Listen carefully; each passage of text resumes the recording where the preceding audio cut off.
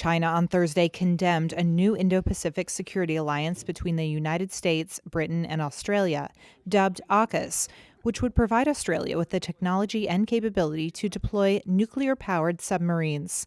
AUKUS, it sounds strange and all these acronyms, but it's a good one. China's foreign ministry said the three countries were, quote, severely damaging regional peace and stability, intensifying an arms race, and damaging international nuclear non-proliferation efforts. And the backlash is not just coming from China. France lost its own submarine deal with Australia as a result of the U.S. deal. French Foreign Minister Jean-Yves Le Drian called the plans brutal and unpredictable and accused Biden of stabbing France in the back and acting like his predecessor, Donald Trump.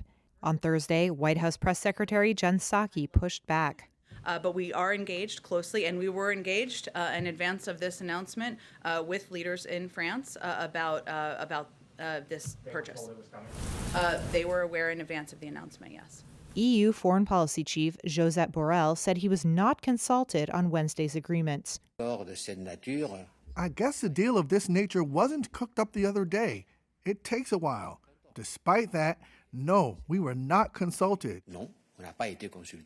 The U.S. and its allies are looking for ways to push back against China's growing power and influence, particularly its military buildup.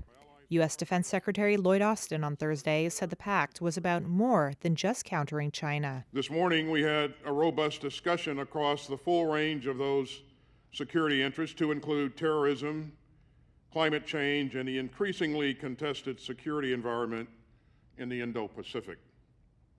We spoke in detail about China's destabilizing activities and Beijing's efforts to coerce and intimidate other countries, contrary to established rules and norms.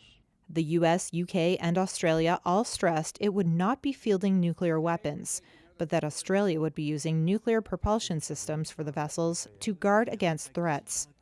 U.S. officials did not give a time frame for when Australia would deploy a nuclear-powered submarine or how many would be built.